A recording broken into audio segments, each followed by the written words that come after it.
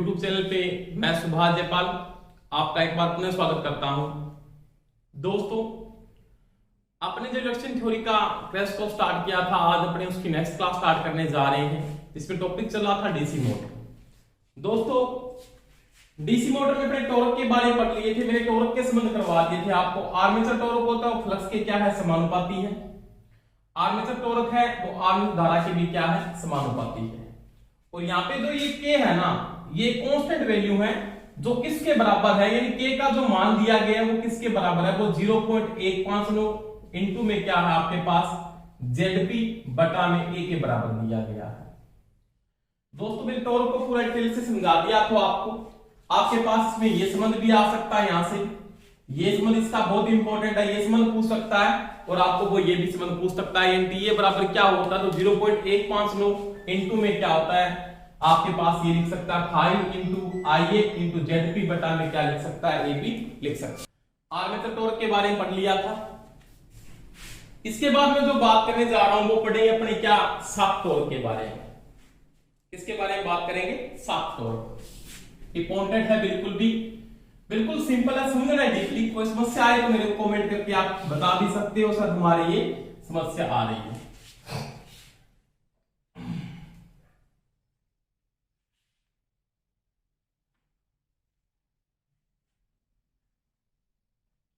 ये पूरा concept note कर लेना, कहीं से प्रश्न आपको वो पूछ सकता है। पूरा डीपली मैंने समझा दिया आपको। देखो दोस्तों, बात करेंगे शाफ्ट टॉर्क की।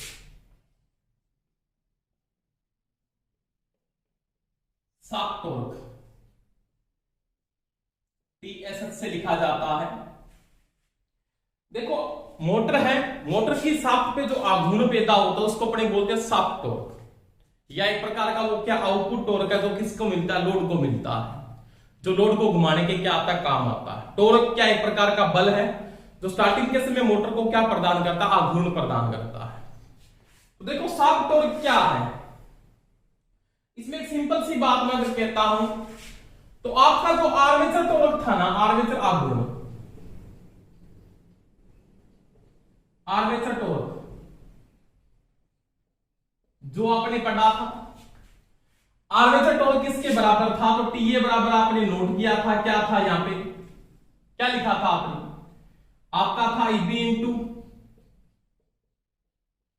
आईए इंटू में क्या था, यानी मैं पूरा डिटेल से दोबारा लिख देता हूं यहां पे, यानी आपकी आर्मेचर शक्ति क्या थी, ईबी इंटू आईए थी, और इसके बराबर था 2 पाई एन टीए बटा में क्या था, 7 था। ये आपने समीकरण समझाया, मैंने कैसे पढ़ा, मेरी पूरी डिटेल से आपको बात बता दी थी।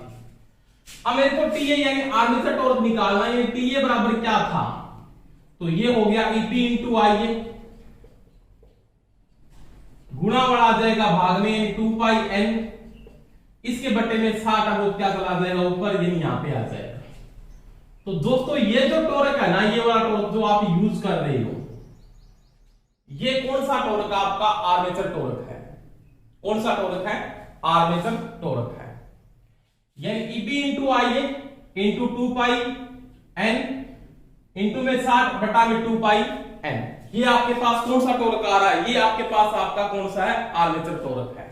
इसको मैं ऐसे भी लिख सकता हूं, टीए बराबर ईपी इंटू आईए, ऐसे भी दे सकता आपको 2 पाई एन बटा में 7। एक ही बात है, दोनों में कोई डिफरेंस नहीं है। अब ये जो टॉर्क पैदा हुआ ना, ये आर्मेचर के अंदर पैदा हुआ।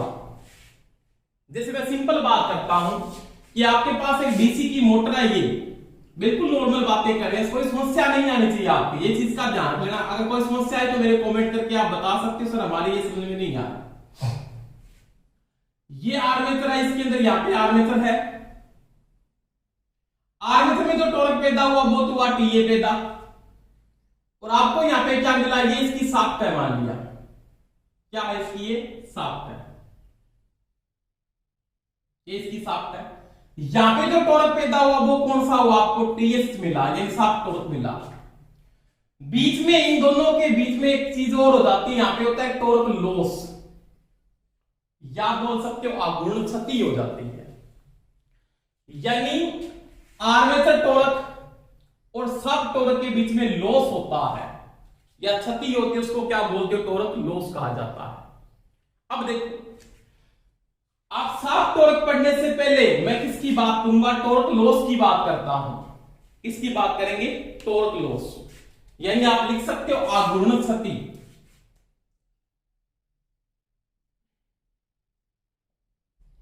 आघूर्ण क्षति, इसको आप लिख सकते हो टी लॉस या लिख सकते हो टॉर्क लॉस। अब आघूर्ण क्षति क्या है, टॉर्क लॉस किसके कारण से हो रहा है, तो यहां पे टॉर्क लॉस किसके कारण से हो रहा है, एक तो हो रही है, इसके बाद क्या हो रहा है, तो दो रहा है यहां पे लोह क्षति,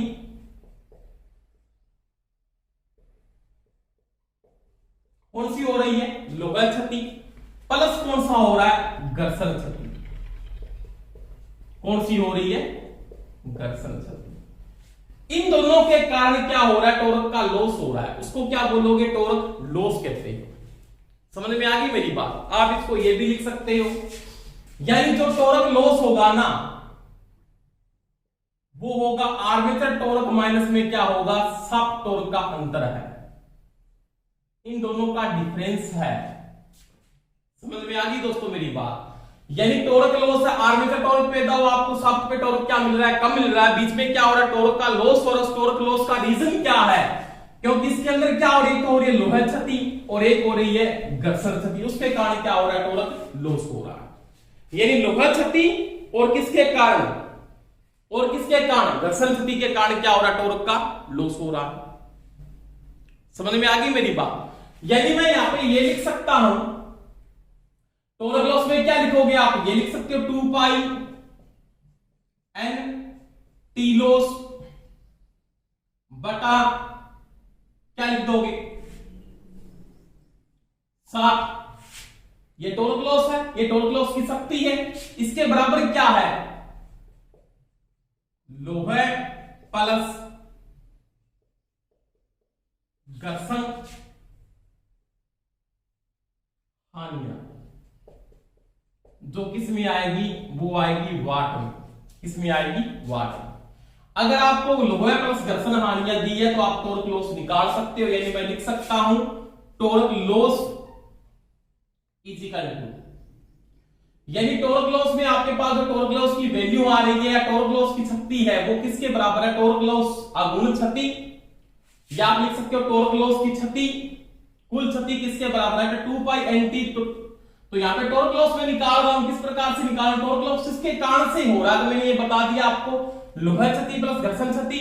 अब टॉर्क लॉस किसके बराबर होता है, तो वो 2 pi N T loss, torque loss यहां से निकाल लिया मैंने, बटा में क्या 60 है, तो टॉर्क लॉस बराबर क्या लिख सकता हूं, लोह प्लस घर्षण हानि, इसके बराबर वैल्यू निकाल रहा हूं। यहां पे तो मैंने लिखा है किसके कारण से हो रहा है, लोह क्षति और घर्षण क्षति के कारण टॉर्क लॉस हो रहा है। अब ये किसके बराबर है, ये चीज देखो, बटा में क्या आ जाएगा, गुणा वाला किसमें आ जाएगा, भाग में 2 पाई एन बटा में 7। तो ये दोस्तों किसके बराबर होता है, ये टॉर्क लॉस के बराबर है। समझ में आ गई मेरी बात, ये किसके बराबर है, टॉर्क लॉस के बराबर है। अब देखो, अब कोई समस्या नहीं है, आपको टॉर्क लॉस पता है, आर्मेचर टॉर्क पता है, दोनों आपने निकालनी है। यानी जो आपका टीए है ना, वो आप यहां पे मैं शॉर्ट एक बार लिख देता हूं, ईबी इंटू आईए बटा 2 पाई एन बटा 7। समझ में आई दोस्तों मेरी बात। अब मैं इसको मिटा रहा हूं, इधर वाले को, इस चीज को मैंने यहां से मिटा दिया, कोई समस्या नहीं आएगी, बिल्कुल समझना बात को। दोबारा से मैं रिपीट कर रहा हूं। पहली बात आपको प्रश्न में ये पूछ सकता है यहां से, टॉर्क लॉस किसके कारण से होता है, कौन स्थितियों के कारण से होता है, तो आप उत्तर क्या दोगे, लोह क्षति और घर्षण क्षति के कारण टॉर्क लॉस होता है। समझ में आई दोस्तों मेरी बात। दूसरी बात वो आपको ये पूछ सकता है, टॉर्क लॉस किसके बराबर है, तो 2 पाई एन टी लॉस बटा में क्या होता है 60। ये टॉर्क लॉस की शक्ति है, इसके बराबर ये कंडीशन है, ये वाट में है, ये भी वाट में है। तो टॉर्क लॉस किसके बराबर है, तो घर्षण लोह क्षति प्लस घर्षण क्षति बटा 2 पाई एन बटा में क्या है 60 के बराबर है। अब देखो, अब आपको देखना पड़ेगा सब टॉर्क निकालना है, तो मैं इस चीज को यहां पे यूज कर रहा हूं, इसी कंडीशन को। देखो आराम से, TSH बराबर क्या लिख सकता हूं, देखो आराम से, तो यहां पे लिख सकते हो TA माइनस क्या लिख सकते हो, टॉर्क लिख सकता हूं ना, बिल्कुल लिख सकते हो आप, कोई समस्या नहीं है। तो यहां से कंडीशन निकल जाएगी, कोई दिक्कत नहीं आनी चाहिए आपकी। क्या TSH बराबर आर्मेचर टॉर्क किसके बराबर है, आर्मेचर टॉर्क किसके बराबर है, EB इंटू IA बटा 2 पाई n बटा में 60। ये आपके पास क्या है, आर्मेचर टॉर्क की जगह मैं लिख सकता हूं, क्योंकि आर्मेचर टॉर्क किसके बराबर है, मैंने पहले से ये चीज को समझा दिया है। एक बार फिर इनको चेक करते हैं थोड़ा सा, बिल्कुल सही है। तो ये जो TSH है वो किसके बराबर है, EB इंटू IA बटा 2 पाई n बटा में क्या है, 60 है, माइनस ये वाला माइनस टॉर्क लॉस किसके बराबर है, तो टॉर्क लॉस किसके बराबर है, लोहे प्लस घर्षण हानियां बटा में क्या लिखोगे, क्या लिखोगे, 2 पाई n बटा 7। अब देखो TSH बराबर मैं लिख सकता हूं, लघुत्तम क्या आएगा आपके पास, तो वो आएगा 2 पाई n बटा में 60। EB इंटू IA में से लोहा हानियां प्लस घर्षण हानियां घटा दो, यानी मैं लिख सकता हूं यहां पे EB इंटू IA माइनस लोहा प्लस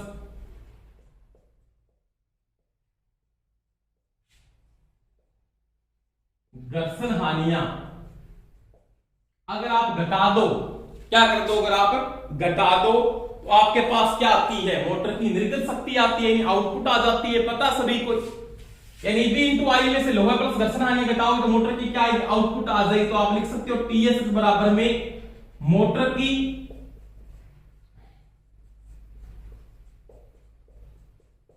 निर्गत शक्ति किसमें जी, वाट में, बटा में क्या आपके पास आ जाएगा, वो आएगा 2 पाई n बटा में 7, 2 पाई n बटा में 7। अब इसको आगे रोटल करते हैं, तो TSH बराबर हो जाएगा क्या, अब लिख सकते हो 60 ऊपर चला जाएगा, बटा में क्या आएगा 2 पाई, क्या आएगा 2 पाई, इंटू में आपके पास क्या है, बटा में n, इंटू में आपके पास क्या है, मोटर की निर्गत शक्ति, मोटर की निर्गत शक्ति। कोई समस्या है क्या, 60 ऊपर चला गया, बटा में 2 पाई n है। अब देखो इसको जब हल करते हो ना, इसका मान 60 बटा 2 पाई का जो मान होता है ना, वो कितना होता है, कितना होता है बताना, कि 60 बटा 2 पाई का जो मान होता है वो कितना होता है, वो होता है दोस्तों 9.55, यानी मैं लिख सकता हूं TSH बराबर में 9.55 मोटर की निर्गत शक्ति किसमें, वाट में, बटा में आ जाएगा आपके पास क्या, n। तो इसको तो आपने हल कर दिया, पूरा फ्रेम में आ रहा होगा, बिल्कुल सही है यहां तक। तो 9.55 मोटर की निर्गत शक्ति बटा में क्या आ जाएगा n, और ये क्या होगा आपका, कहलाएगा दोस्तों शाफ्ट टॉर्क। क्या कहलाएगा आपका, ये किसके बराबर है, ये शाफ्ट टॉर्क है, जो किसमें आता है, सभी को पता है इसका जो मान आता है वो किसमें आता है, न्यूटन मीटर के अंदर। दोबारा से रिपीट कर रहा हूं, एक बार आराम से समझना।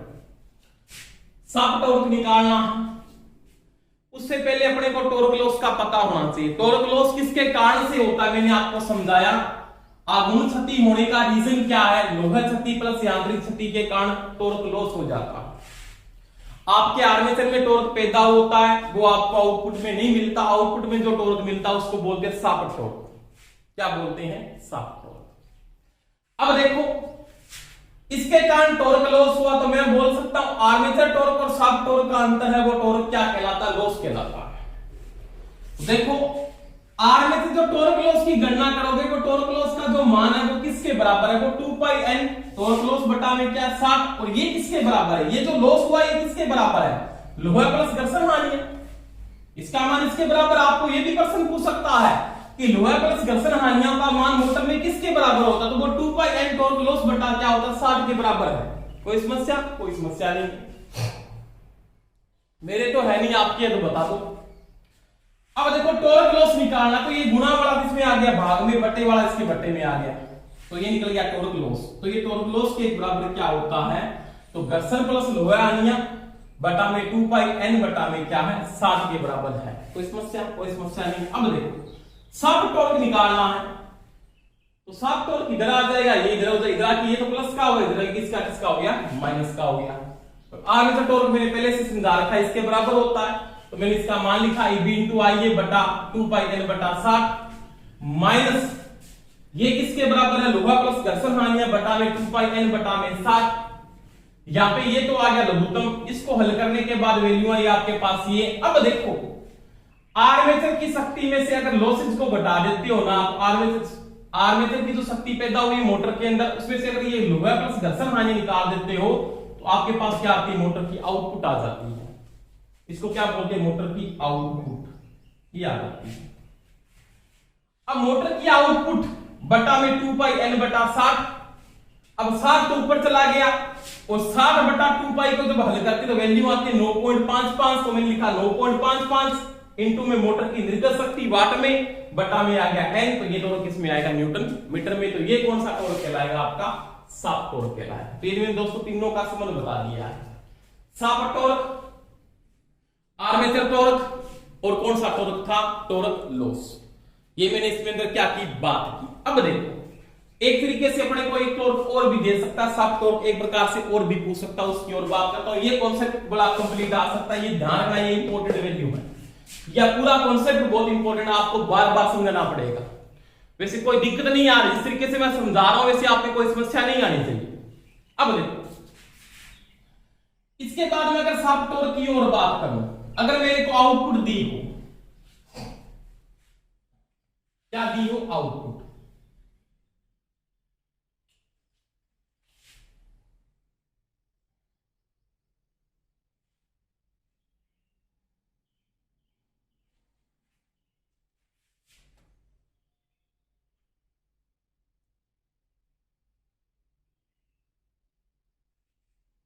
यानी मोटर की जो यांत्रिक शक्ति है ना, मोटर की आउटपुट यांत्रिक शक्ति, जिसको आप क्या बोल सकते हो, शाफ्ट की शक्ति बोल सकते हो, क्या बोल सकते हो, शाफ्ट की शक्ति। समझ में आई दोस्तों मेरी बात। एक सिंपल बात करता हूं, आपके आर्मेचर में शक्ति पैदा हुई, आर्मेचर में शक्ति पैदा हुई, आर्मेचर शक्ति जो आपने पैदा की थी, और वो आर्मेचर की कौन सी शक्ति थी, विद्युतिक शक्ति के कारण वहां पे मैकेनिकल एनर्जी बढ़ी, और मैकेनिकल एनर्जी किसके बराबर थी, Eb इंटू आई। ये इसकी विद्युतिक शक्ति है आर्मेचर की, कौन सी है, आर्मेचर। इसको मैं ये लिख सकता हूं, आर्मेचर विद्युतिक शक्ति, ये लिख सकता हूं। अब आप पूछे अगर आर्मेचर की मैकेनिकल शक्ति किसके बराबर, ये इलेक्ट्रिकल शक्ति है ना उसकी, आर्मेचर की क्या लिख सकते हो आप, आर्मेचर यांत्रिक शक्ति जो पैदा हो रही है इसके कारण से, क्योंकि जो ये एनर्जी बाद में किसमें कन्वर्ट हो रही है, मैकेनिकल में हो रही है ना। तो मैकेनिकल आपने निकाली थी भी, क्या निकाला था, 2 पाई NTA बटा में क्या थी 7, तो ये मैकेनिकल है। और ये जो पैदा हुई वो किसमें कन्वर्ट हुई, मैकेनिकल में। बीच में यहां पे कोई जो पैदा हुई वो मैकेनिकल बन गई, वहां पैदा होती मैकेनिकल बन गई। पैदा होने से पहले कॉपर लॉस हो गया, पैदा होने से पहले कॉपर लॉस, क्योंकि Bl इंटू IL दिया, पैदा क्या हुई, B इंटू IE हुआ, उससे पहले कॉपर लॉस हुआ। तो मेरे को पता इन दोनों का मान क्या बराबर है, यानी मैं यहाँ पे ये लिखा था मैंने, Eb इंटू IA, ये आपने भी नोट किया था, बराबर में था 2 पाई NTA बटा में 7। तो ये दोनों मान क्या है, बराबर है, क्योंकि विद्युतिक किसमें चेंज हो रही है, यहाँ पे मैकेनिकल में चेंज हो रही है। अब मैकेनिकल बनने के बाद जब बाहर निकलती है ना, तो बीच में क्या हुआ, लॉस हुआ। और मैकेनिकल जब बन रही है, आपने इलेक्ट्रिकल दी, Bl इंटू IL दिया ना, तो उससे पहले कॉपर लॉस हो रहा है। Bl इंटू IL में से अगर आप क्या घटा दो, Eb इंटू Ia घटा दो, तो कॉपर लॉस आ जाएगा। यानी तांबर शक्ति कहां से हो रही है, तो टर्मिनल से आर्मेचर की शक्ति के बीच में हो रही है। आगे बात समझाऊंगा पूरी। अब देखो, अब ये क्या कहता है कि शाफ्ट की मेरे को टॉर्क निकालना, अगर मेरे को शाफ्ट शक्ति पता है, सीधा टॉर्क भी बता सकता हूं। और जो शाफ्ट की शक्ति होती है ना,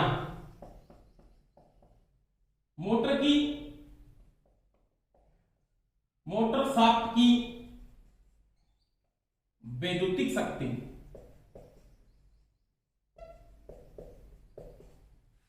यहां पे विद्युतिक शक्ति तो मेरे पास आएगी नहीं, शाफ्ट के ऊपर का आएगी, नहीं आएगी, मैकेनिकल आएगी। और मैकेनिकल शक्ति किस में आती है, एचपी या बीएचपी या ब्रेक हॉर्स पावर, उसको आप बोलते हो। तो वही बात है, मोटर की आउटपुट यांत्रिक शक्ति जो उसकी शाफ्ट पे मिल रही है, क्या है, अगर आपको पता है वो बीएचपी है, ब्रेक हॉर्स पावर है, क्या है, बीएचपी। अगर मैं इसको वाट में चेंज करता हूं दोस्तों, तो क्या लगाता हूं, 735.5, तो ये क्या बन जाएगा, वाट। ये मेरे को वहां पे आउटपुट मिलती है। अब मोटर के और शाफ्ट के ऊपर शक्ति कौन सी पैदा होती है, तो अपने को पता है वहां पे तो कौन सी पैदा होती है, 2 पाई NT SS बटा में 7, ये पैदा होती है। यही होती है ना, बिल्कुल होती है। अब देखो बराबर में क्या है, BHP आपको अगर पता है तो लिख सकते हो, BHP इंटू में क्या है, 735.5। कोई दिक्कत नहीं आएगी। अब बिल्कुल सिंपल है ये, तो क्या TSS निकालना है, शाफ्ट टॉर्क, एक तरीके से वैसे निकाला, ये कम आता है, उसके चांस ज्यादा आने के। BHP इंटू 735.5, तिरछा गुणा करोगे 7 भी यहां पे गुणा में आ जाएगा, बटा में क्या आ जाएगा, बटा में आ जाएगा 2 पाई n। तो ये टॉर्क किस में आएगा, न्यूटन मीटर के। तो ये भी किसके बराबर है, ये शाफ्ट टॉर्क के बराबर है। कोई समस्या नहीं है, बिल्कुल ये तो सिंपल है। क्या है, बिल्कुल सिंपल है। तो ये दोस्तों शाफ्ट टॉर्क दो प्रकार से निकाल सकते हो। ये कंडीशन चांस आने के बहुत कम है, जो पिछले वाला करवाया उसमें चांस क्या रहते हैं, ज्यादा रहते हैं। तो ये आपके पास कौन सा इसका शाफ्ट टॉर्क है, क्या है, शाफ्ट टॉर्क जो किसके बराबर होता है, किसके बराबर है, ये लिख सकते हो, लिख सकते हो ना, बिल्कुल लिख सकता हूं। अब आपको अगर ये पूछ ले कोई भी कि इसकी BHP किसके बराबर है, तो BHP बराबर क्या होगा। अगर कोई आपको ये पूछ ले कि यहाँ पे मेरे को क्या निकालना है, इसकी BHP निकालनी है, मान लीजिए इसकी BHP किसके बराबर, तो BHP बराबर क्या लिख सकते हो आप, ये बताओ, बताना क्या लिख सकते हो, कमेंट करके बताओगे, वैसे बता दोगे, चलो बता ही देता हूं मैं। तो BHP में कोई समस्या नहीं, BHP निकालने के इसके बाद में ले आओ, तो 2 पाई NT SS लगाना, शाफ्ट टॉर्क, T मतलब लेना, ये तो है ही, गुणा वाला भाग में 735.5 और भाग में पहले से क्या लगा 60, तो ये आ जाएगी इसकी BHP इसके बराबर होती है ऊपर ब्रेक हॉर्स पावर। क्या होती है इसकी, ब्रेक हॉर्स पावर। यानी मोटर का शक्ति निर्धारण, चाहे कोई भी मोटर है उसका शक्ति निर्धारण किस में किया जाता है, HP हॉर्स पावर ही होते हैं ना, सब शक्ति, इसको घोड़ा शक्ति कहते हैं। और HP का टॉपिक मैंने पूरा कॉन्सेप्ट से करवाया भी आपको, FPS प्रणाली में, मैट्रिक में, ब्रिटिश में सब कुछ समझाया आपको। पीछे वाले जब टॉपिक स्टार्टिंग से पढ़ोगे तो वहां पे मैंने समझ करवाई है इकाइयों की, तो बहुत अच्छा करवाया, वहां पे कोई समस्या नहीं आई। कहां से आता है 735.5 को भी मैंने बहुत डिटेल से समझाया आपको। क्योंकि वैसे मैकेनिकल को अगर देखा जाए ना, तो आप पढ़ोगे ना, एक HP बराबर 75 किलोग्राम मीटर प्रति क्या होता है, सेकंड होता है। ये मैंने पूरा समझाया कॉन्सेप्ट, आप पीछे जाके देखना। ये मैट्रिक प्रणाली में, ब्रिटिश में क्या होता है, एक HP में 550 फुट पौंड सेकंड होते हैं, कैसे कन्वर्ट होता है, ये मैंने पूरी डिटेल से आपको समझाया है। पिछली वीडियो जाके आप देख लेना, कोई समस्या आई ये कैसे आता है 735.5, ये भी समझाया। 746 कैसे आता है, ये भी मैंने पूरा समझाया है। समझ में आई दोस्तों मेरी बात। तो ये मैंने किसकी बात की, इसके डीसी मोटर के टॉर्क की बात। इसके बाद देखो नेक्स्ट टॉपिक पे बात करते हैं।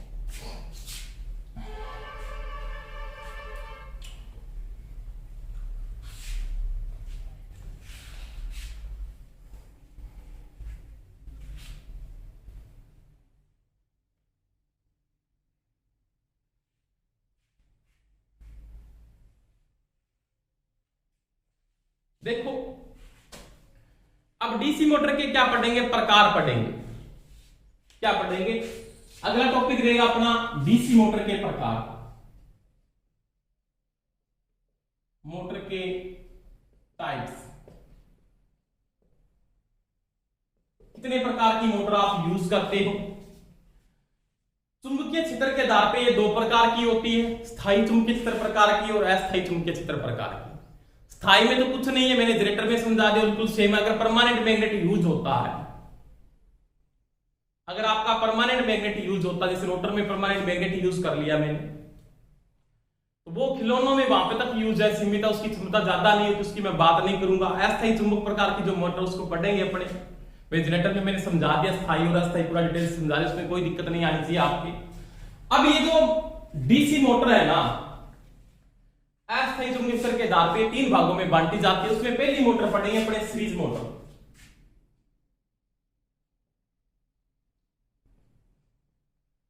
हिंदी में कहा जाता है श्रेणी मोटर, डीसी की सीरीज मोटर।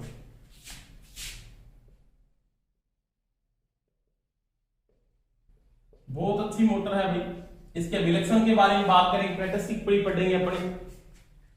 अब सीरीज क्या है और सीरीज मोटर क्या है उसके बारे में बात करता हूं।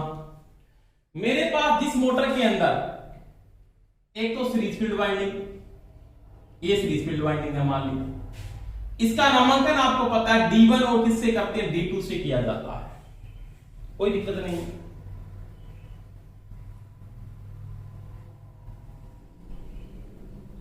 और ये है जी आपका आर्मेचर। क्या है आर्मेचर,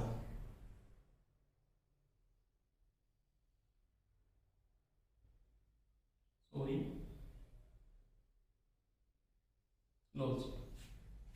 इसका नामांकन आपने पढ़ा A1 और किससे पढ़ा है, A2 से, कोई समस्या नहीं। अभी मेरे को कौन बता सकता है कि मोटर है या जनरेटर है, कोई बता सकता है क्या, कोई बता सकता है। अभी तो मैं नहीं बता सकता, आप क्या बता सकते हो। अभी मेरे को नहीं पता ये मोटर है या जनरेटर है, यहां पे मेरे को पता नहीं करंट कैसे फ्लो हो रहा है, क्योंकि फ्लेमिंग का राइट हैंड लागू हो रहा है या लेफ्ट हैंड लागू हो रहा है, मेरे को नहीं पता। परंतु अगर मैं एरो लगा के छोड़ देता हूं ऐसे, अब आप बता सकते हो ये क्या है, बताना भाई क्या है। अरे बता दो कि अब ये जनरेटर, क्योंकि करंट को क्या निकालना, लोड की ओर बाहर निकालना है। समझ में आई मेरी बात।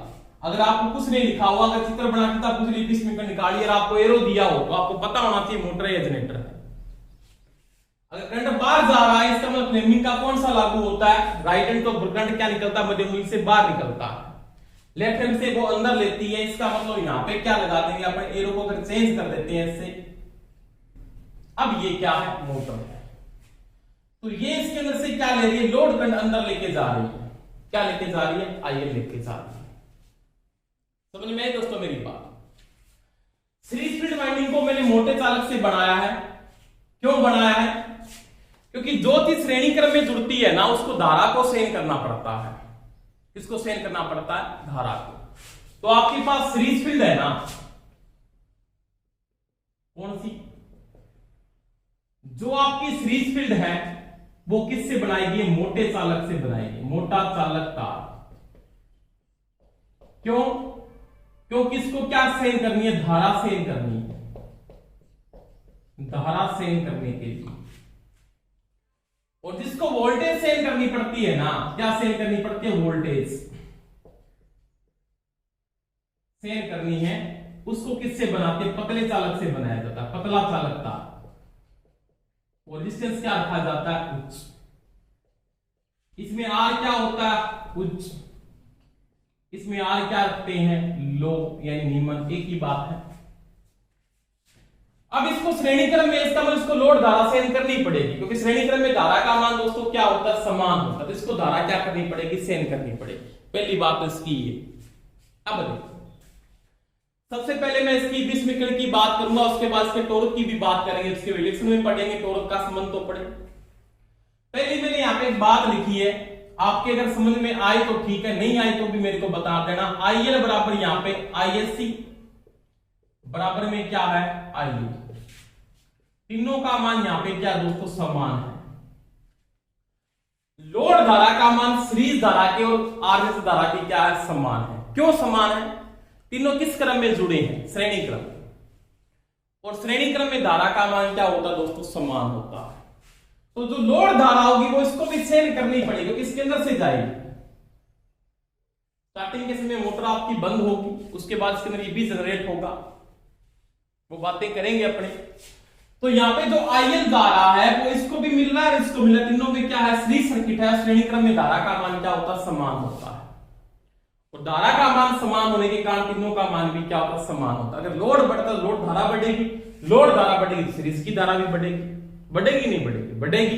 तो सीरीज को धारा सेंड करनी पड़ेगी। कौन सी धारा सेंड करने के लिए? लोड की। आपको प्रश्न ये पूछ सकता है हमेशा ही, सीरीज फील्ड वाइंडिंग को कौन सी धारा सेंड करनी पड़ती है? तो लोड की धारा सेंड करनी पड़ती है। कि जो लोड धारा ले रहा है या बाहर निकाल रहा है, कोई हो चाहे मोटर चाहे जनरेटर है, उसको लोड धारा सेंड करनी पड़ेगी। और लोड धारा सेंड करने के लिए उसको मोटे चालक तार और कम टर्निंग के साथ बनाया जाता है और रेजिस्टेंस का मान क्या रखते हैं? कम रखते हैं। समझ में आई दोस्तों मेरी बात? आई ना? बिल्कुल आई। अब देखो, अब इसने यहां पे इसको BL दिया था। क्या दिया? BL। क्या BL EB में जनरेट हो सकता है क्या? यहां पे इसके अंदर क्या पैदा होगा? EB पैदा होगा। किसके नियम से? अरे EB किसके नियम से पैदा होगा? माइकल फैराडे के नियम से, जो लेंज लॉ लागू बाद में करता है। और मैंने बताया है, आपको बताना है कमेंट करके, इसमें पैदा होने वाले EB की ध्रुवता मोटर के अंदर आपको पूछ सकता है। डीसी मोटर में पैदा EB की ध्रुवता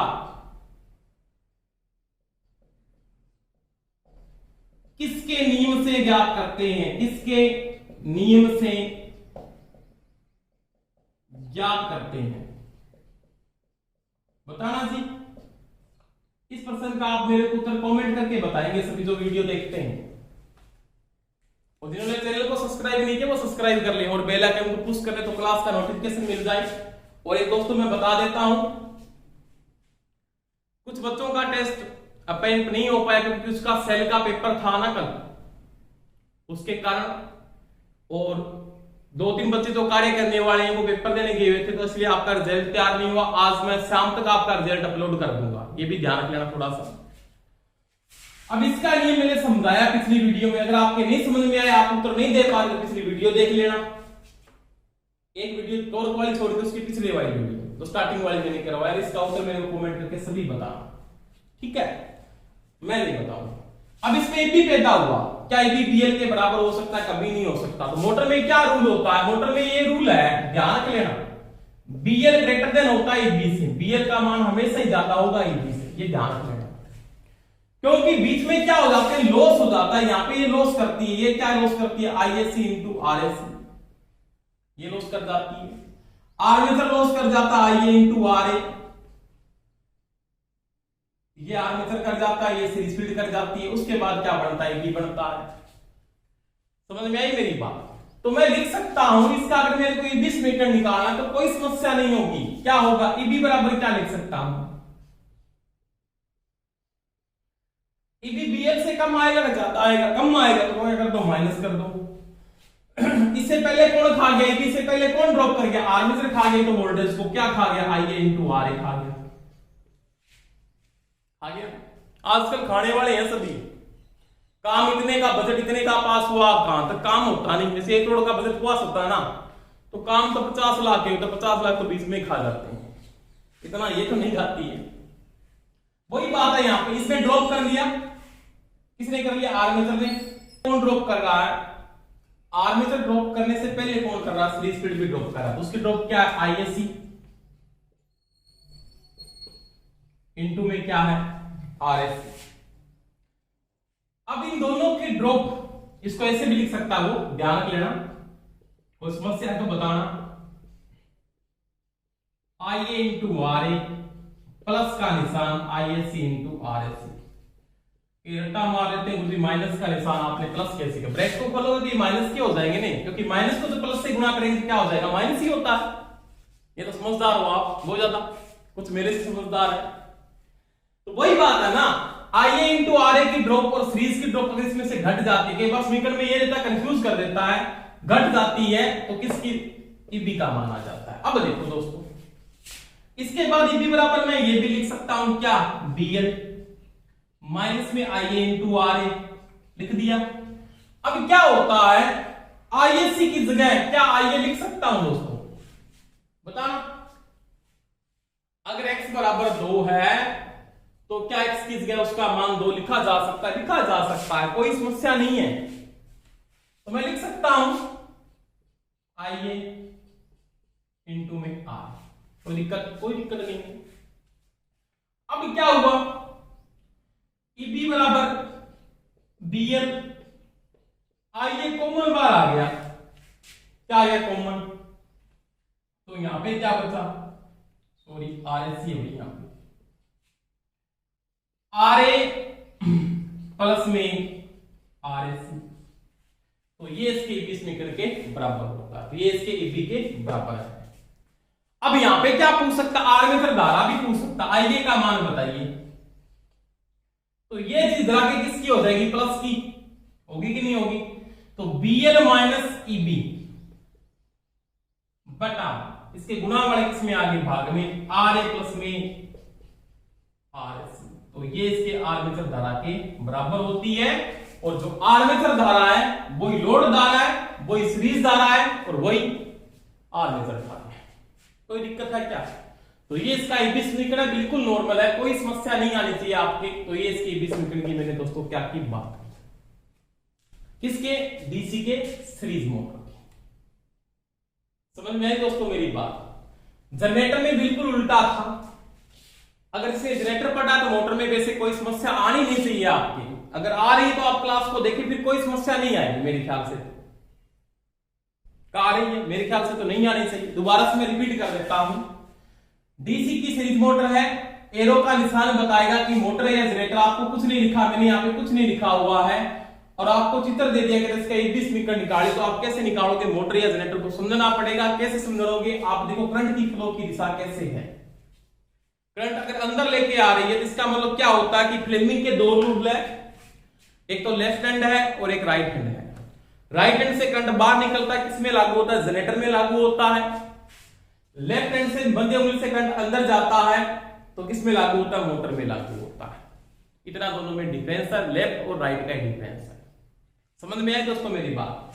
अब मैंने बात की मोटर में करंट अंदर जा रहा है, इसका मतलब ये मोटर है, मोटर लोड करंट लेती है। जनरेटर क्या करता है, जनरेट करता है, इसका मतलब बाहर निकालता है, इसका मतलब एरो का निशान अगर बाहर होता तो ये क्या होता, जनरेटर हो जाता।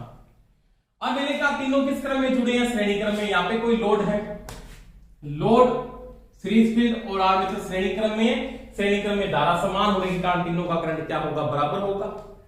मैंने कहा सीरीज फील्ड वाइंडिंग को मोटे चालक तार का बनाना पड़ता है, क्यों, क्योंकि इसको लोड धारा सहन करनी है, और जिस चीज को लोड धारा सहन करनी होती है उसको मोटे चालक तार कम टर्न के साथ बनाते हैं, रेजिस्टेंस का मान क्या रखते हैं, कम रखते हैं। दूसरी बात मैंने की, जिसको वोल्टेज सहन करनी पड़ती है, जो चीज समांतर में जुड़ती है उसको वोल्टेज सहन करनी पड़ती है। शंट फील्ड समांतर में जुड़ती है उसको वोल्टेज सहन करनी है कि धारा सहन करनी पड़ती है, और जिसको वोल्टेज सहन करनी है उसको पतले चालक तार और अधिक टर्न के साथ बनाते हैं, आर का मान उच्च रखा जाता है। समझ में आई मेरी बात। अब देखो EB यहां पे पैदा होता है, आर्मेचर के अंदर जनरेट होता है, और मैंने यहाँ पे प्रश्न भी आपको पूछ रखा है, DC मोटर में पैदा होने वाली EB की ध्रुवता किसके नियम से ज्ञात करते हैं। ये मेरे को आंसर आप देख के बताना कमेंट में, सर ये उसका उत्तर है, सभी बताना। देखता हूं आप पढ़ते हो नहीं पढ़ते, और सभी जो क्लासों में पीछे चल रहे हैं ना वो जल्दी से आए, बराबर आए, क्योंकि इसके बाद मैं क्लास का टाइम भी बढ़ाने वाला हूं। जरूरी नहीं कि आपकी 2 क्लासें भी अटेंड करनी शुरू कर दूं, एक सुबह और शाम बोर्ड अपलोड हो जाए, तो सभी पढ़ना शुरू कर लो। अब देखो EB पैदा हुआ, EB से पहले ISC into RA, IA into RA, ISC into RA से वोल्टेज ड्रॉपेज होगी, और मैंने कहा मोटर में हमेशा ही BL का मान EB से क्या होता है, ज्यादा होता है, जनरेटर में उल्टा होता है। अब मैंने लिखा यहाँ पे क्या, BP, BL आपको यहां से दिया, EB आपको यहाँ पे मिला, बीच में ड्रॉप ये होगी, तो BL में से अगर ये घटा दो तो आपके पास EB का मान आ जाएगा, बिल्कुल आ जाएगा। मैंने ये माइनस बार लिया, दोनों आगे प्लस के लगा दिए, ब्रैकेट को खोलो तो वापस माइनस के हो जाएंगे, कोई समस्या नहीं है। अब मैंने ISC को उठा के IA लिखा, क्यों, क्योंकि दोनों बराबर है तो लिख सकता हूं, कोई समस्या नहीं है। समीकरण को आगे छोटा करने के लिए आइए कॉमन आ गया, R A plus R A सी बचा। आइए बराबर इसको इधर लेके आऊंगा, तो ये प्लस का हो गया, तो बी एल इधर बी प्लस का, तो इधर आके माइनस का हो गया, गुणा वाले से किस में आ गया, भाग में आ गया, तो ये इसके किसके बराबर, आर्मेचर धारा के बराबर है। तो पूछ सकता है सीरीज मोटर में आर्मेचर धारा किसके बराबर होती है, दोनों ऑप्शन दे सकता है, ये भी होता है और ये भी होता है। एक बात समस्या कर देता है, ए ऑप्शन में ये दे दिया, सी में ये दे दिया और डी में दे दिया, ए व सी दोनों। कई बार क्या होते हैं, और कॉन्फिडेंस के कारण आप पहले का ऑप्शन को देखते हैं और उसको सही कर देते हैं, अगले को देखते ही नहीं। हमेशा जब क्वेश्चन करो तो उसके चारों ऑप्शन हमेशा ही पढ़े, ये ध्यान रख लेना, क्योंकि इसमें ए भी सही है और बी सी भी सही है, तो इसका मतलब ए और सी दोनों ऑप्शन आपका सही होना चाहिए। और कॉन्फिडेंस मत होना, कॉन्फिडेंस जरूरी है और कॉन्फिडेंस सही नहीं होता। तो ये दोस्तों मैंने डीसी मोटर की ईबी समीकरण की, उसकी आर्मेचर धारा की बात की। इसके बाद अपने इसकी कैरेक्टरिस्टिक के बारे में पढ़ेंगे, इसका क्या पढ़ेंगे, अभिलक्षण के बारे में पढ़ेंगे। देखो जो इसका अभिलक्षण है ना, इसकी जो कैरेक्टरिस्टिक है या इसका जो अभिलक्षण है, वो तीनों के मध्य लिए जाते हैं। समझा देता हूं थोड़ा सा।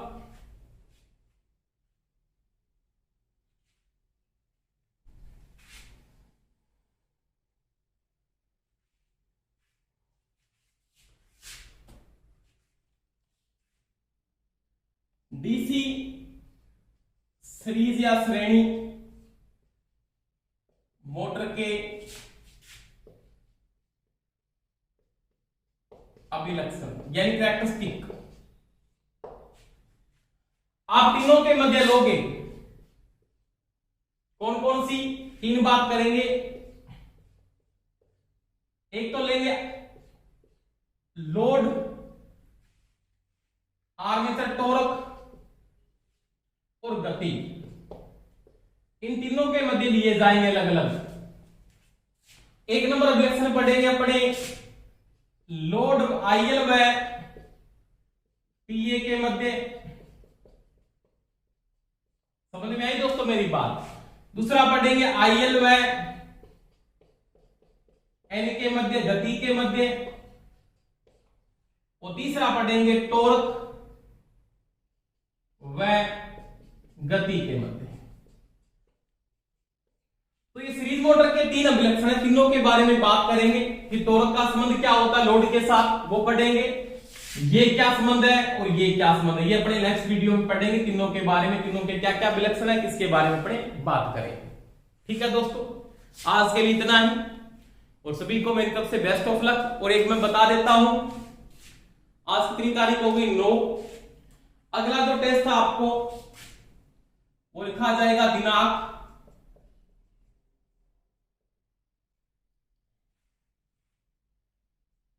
15/8/2021 को, और संपूर्ण थ्योरी का पेपर होगा, संपूर्ण थ्योरी का, ये चीज का ध्यान रख लेना। आपके जो क्वेश्चन होंगे